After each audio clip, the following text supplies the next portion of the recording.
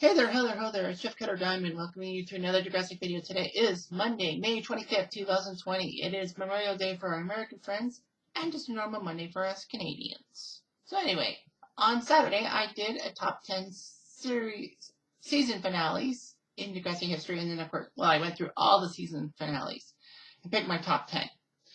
So obviously the next one has to be season premieres, which I'm proud to say I like doing. So, I looked at all 18 season premieres in Degrassi history, from Next Generation to Next Class, of course. And I did rank the top 10, but there were 8 that didn't make the cut. So, in chronological order, just like the season finales, here are the ones who didn't make it. Season 9's Just Can't Get Enough. I can't remember what that plot was about. But anyway, it didn't make the top 10. What a Girl Wants from season 10, when Holly J comes back from New York to Toronto, breaking up with Declan and all that. She was having problems. Season 12's Come As You Are didn't make the cut. That was when Principal Simpson announced that the dress code would now be eliminated and you still have to keep your ID cards, fair enough. And that's when the hockey team, the Ice Hounds, come, and people like Dallas and Cam are introduced. Season 13, Summertime, just missed the top 10, narrowly. It was at number 11. That's when Tristan, Maya, Ali, and a few other people go to Paris for love and romance and all that. And of course, Tristan tries to hide his homosexuality by trying to get Maya to be his girlfriend. Smells Like Teen Spirit, season 14, missed out. That's when we find out Claire gets pregnant, despite having cancer and all that. Well, she beat cancer, now she's pregnant. Season 1 of Next Class's Booty Call, which was the debut of Next Class, it didn't make the top 10. It had that nice student presidency storyline between Goldie and Miles. And basically Tristan helps Goldie out to defeat Miles, and Miles is upset that Tristan probably did that. And actually, I think he thinks Zoe put Tristan up to it. But anyway, yeah.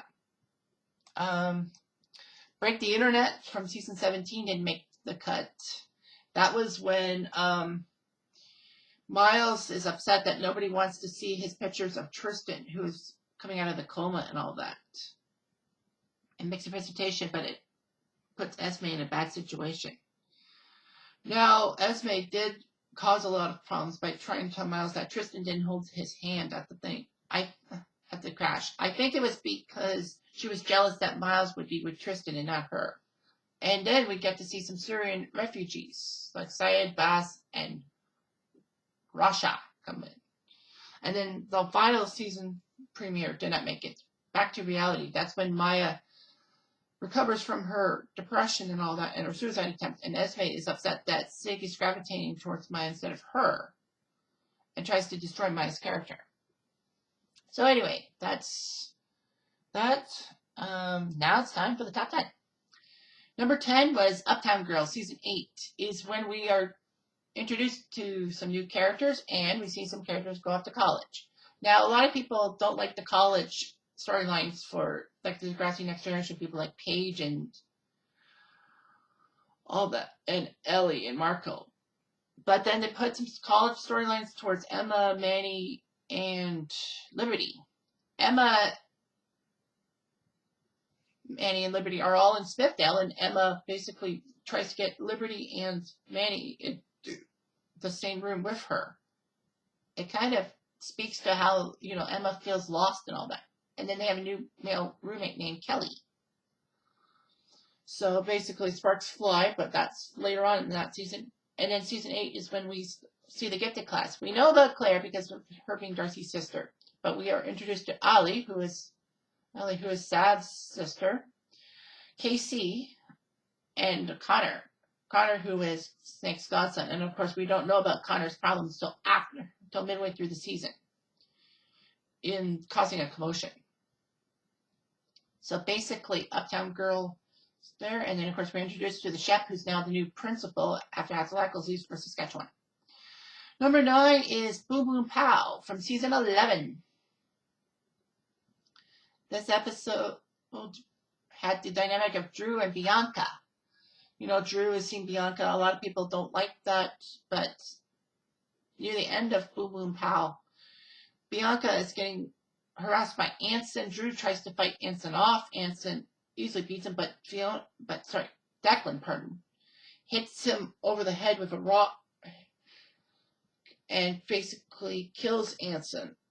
Of course, Bianca's bracelet is found at the scene, and someone picks it up, and we find out it was Vince. Drew takes the fall for Bianca, knowing that Bianca would definitely be prejudiced against by the police. I didn't like that. Anyway, number 8 is Mother and Child Reunion, the first ever episode in the Degrassi Next Generation era. We are introduced to Emma, of course, you know, who was Spike's kid, and we saw kind of in Degrassi High, but basically what ends up happening is that now she's talking to a boy over the internet named Jordan, and she's in love with it. We are introduced to Manny, JT, and Toby, and a few other minor characters. High school characters, I think. But the main plot of Mother and Child Reunion, other than Emma's attempts to meet this Jordan kid, was basically the reunion of many old OGs in the Degrassi universe. Like Joey is dealing with the loss of his wife, and Caitlin tries to help him out.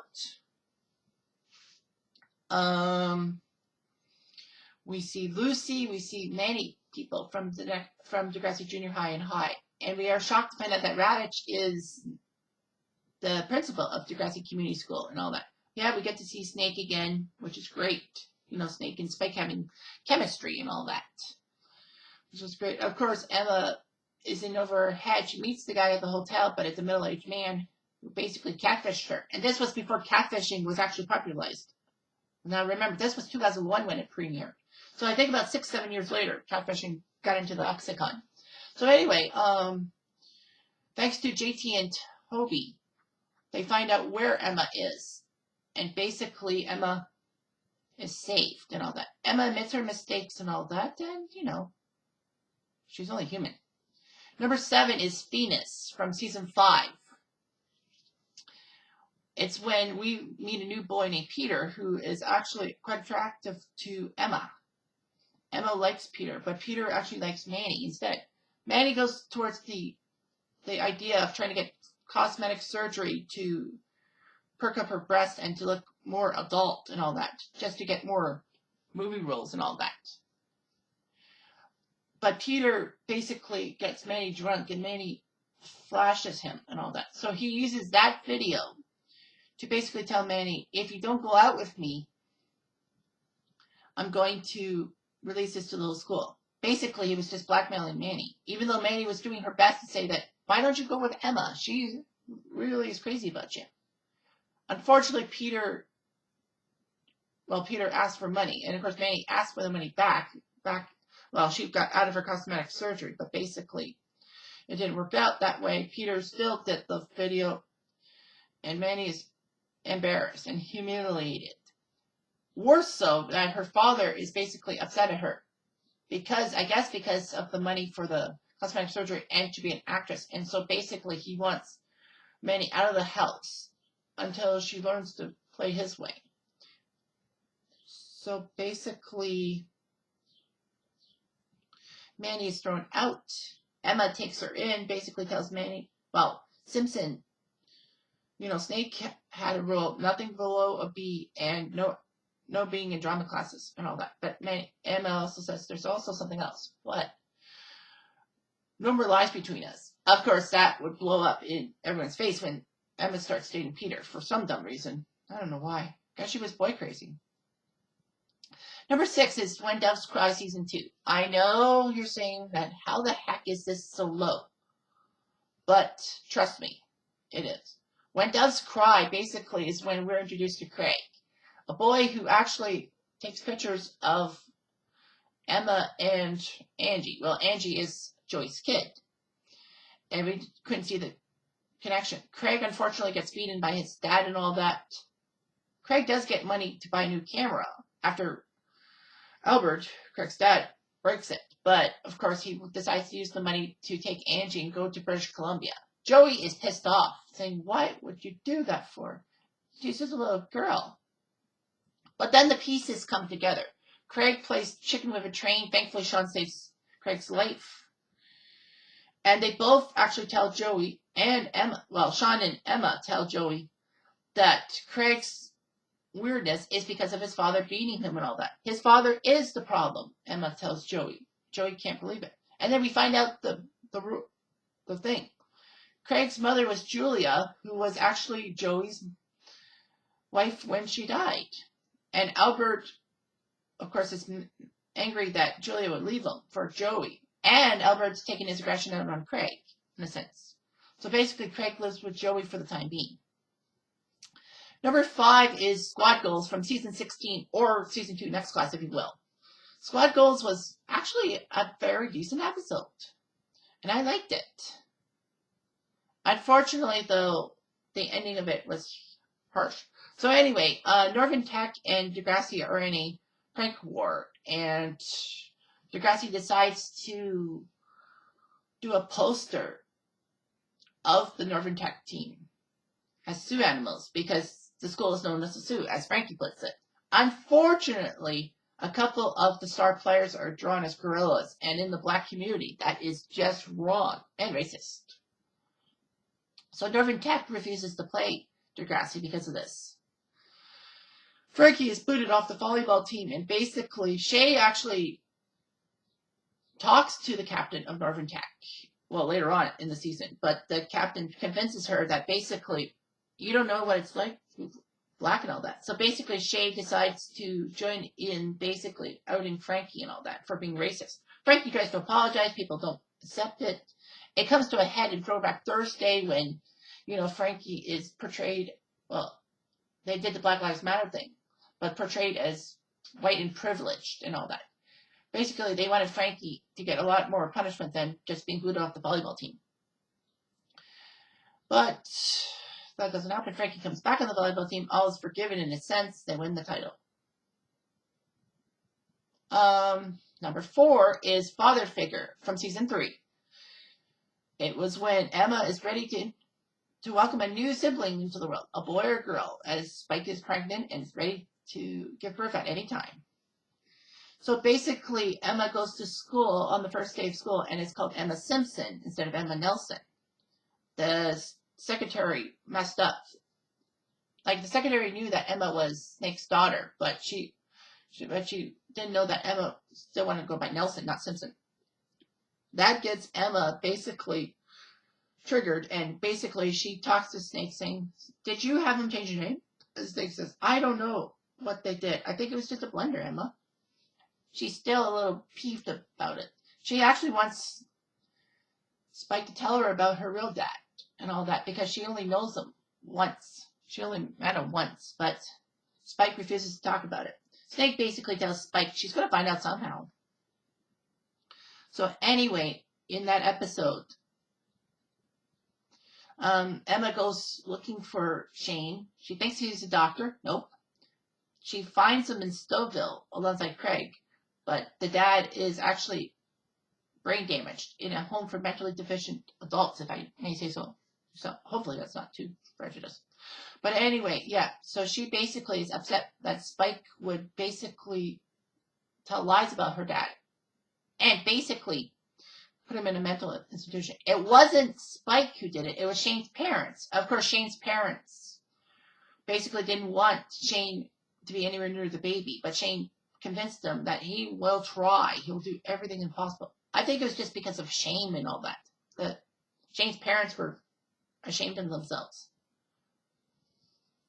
There's a lot more to the story than that, of course.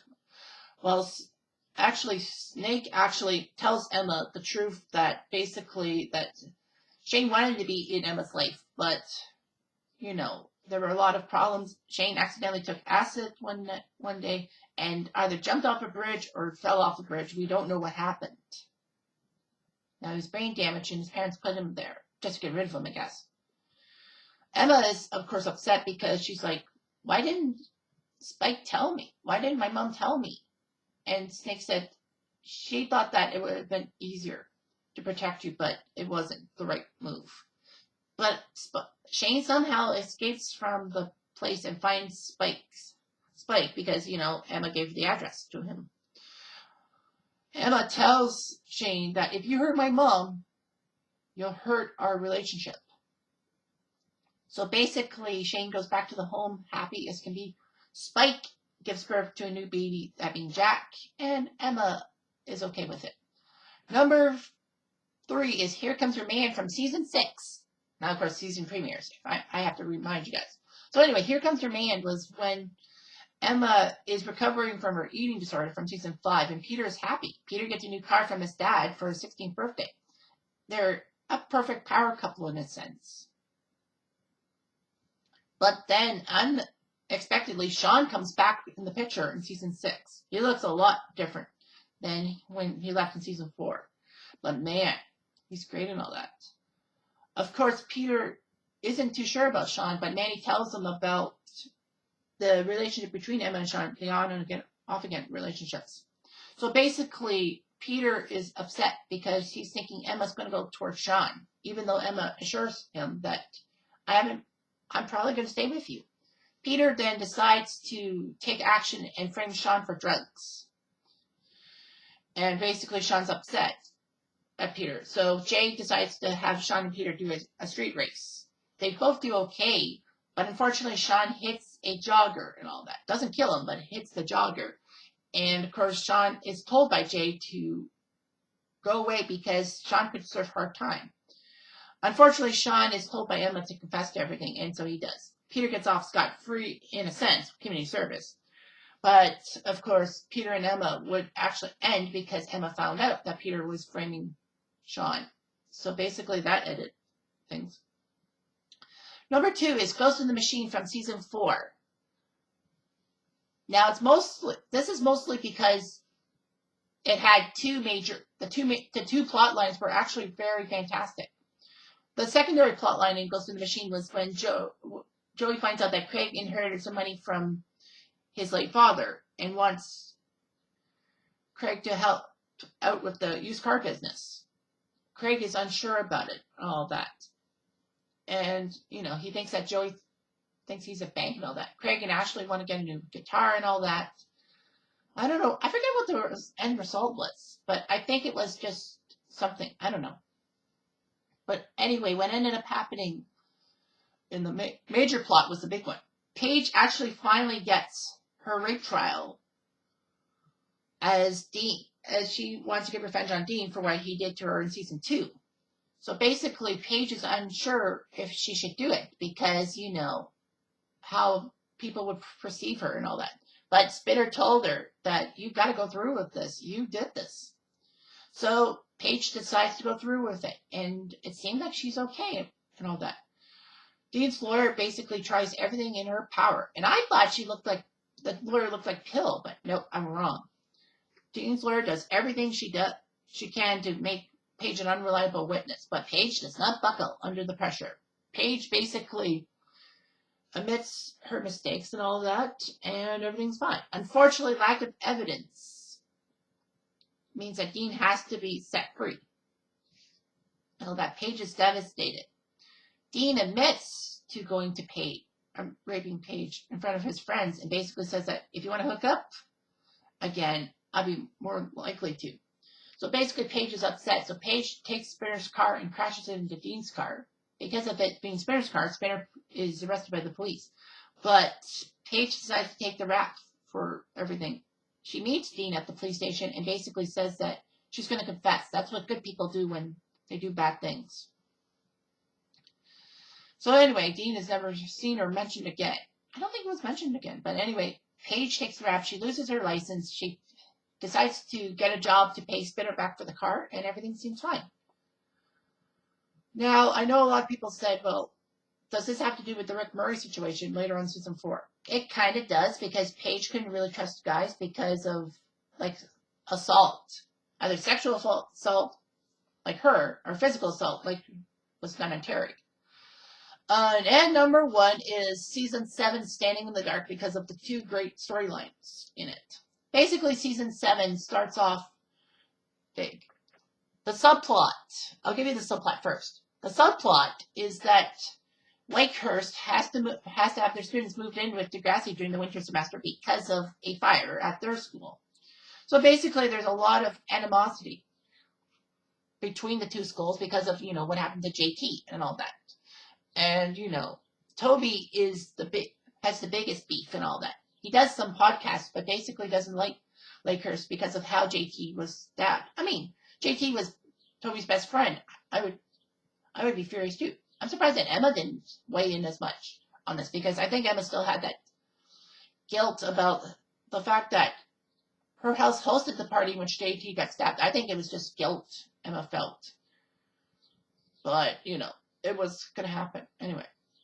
So anyway, yeah, Lakehurst has to move in with Degrassi, and that causes a bit of problems throughout season 7, in a sense. But the main plot was when Peter and Darcy, who are still together for some dumb reason. I don't know why Peter and Darcy are together. Darcy should have dumped them after Peter lied about Adams, being a stalker and all that. So anyway, they're together. They go to a ski trip and they go to a party and all that. And then all of a sudden, Darcy goes to the bathroom and her drink gets spiked by somebody, an unseen person. And basically, she has sex with Peter, which is great. Unfortunately, Darcy finds out that she got raped and she is just torn to pieces because she thought she would save herself for another for the right time, and basically the judgment she's going to get from the friendship club or the Christian club, if you will, and her parents. Unfortunately, that starts Darcy's descent into madness, and basically, she tries to kill herself twice. She gets Simpson in trouble, even though that Darcy wasn't thinking straight, and Darcy did tell everyone the truth about Simpson and all that, but Simpson still got suspended because I guess the school thought that Simpson might have told Darcy to keep quiet. But, Darcy goes to a Brad camp. Peter actually goes to the Brad camp with her and helps Darcy out. Unfortunately, that relationship breaks up when Darcy decides to go to Africa. I don't know if it was on her merit or her parents' merit. But anyway, so those are the 18 season premieres of the Degrassi from Next Generation to Next Class. Hope you enjoyed this video, and there'll be more to come in the later days.